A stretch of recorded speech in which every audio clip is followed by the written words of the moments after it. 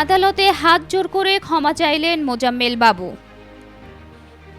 কাজের মেয়ে লিজাকে হত্যার মামলার শুনানিতে ৭১ টেলিভিশনের সিইও মোজাম্মেল বাবু হাত জোর করে ক্ষমা চেয়েছেন।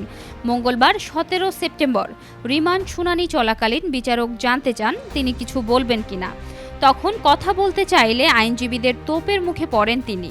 পরে দুহাত জোর করে তিনি ক্ষমা প্রার্থনা করেন।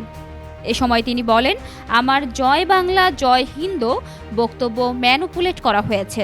আমি ক্যান্সারে আক্রান্ত। এর আগে রমনা মডেল থানার মামলায় ৭১ টেলিভিশনের সিইও মোজাম্মেল হক বাবু ও ৭১-এর ঘাতক দালাল নির্মূল কমিটির উপদেষ্টা মণ্ডলী সভাপতি শাহরিয়ার কবিরের ৭ দিনের রিমান্ড মঞ্জুর করেছেন আদালত।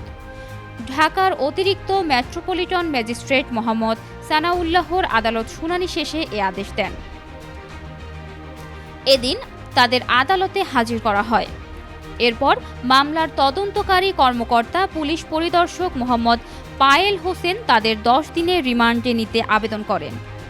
এ সময় আসামিপক্ষ রিমান্ড বাতিল ও জামিন চেয়ে শুনানি করেন। অন্যদিকে রাষ্ট্রপক্ষ জামিনের বিরোধিতা করে।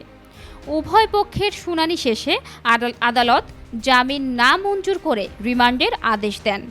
গত ৫ সেপ্টেম্বর নিহতের বাবা মোহাম্মদ জয়নাল শিকদার বাদী হয়ে শেখ হাসিনা সহ ১৭৪ জনের নাম উল্লেখ করে মামলা করেন। এ মামলার অভিযোগে বলা হয়েছে, গত ১৮ জুলাই রমনা থানাধীন এলাকায় আসামিদের প্রত্যক্ষ ও পরোক্ষ অংশগ্রহণে গুলি ও রাবার বুলেট নিক্ষেপ করে। এতে ছাত্র জনতা আহত হয়। তখন বারের নিচে থাকা অবস্থায় গুলিবিদ্ধ হন লিজা আক্তার। পরে গত ২২ জুলাই বিকেলে তাকে মৃত ঘোষণা করা হয়।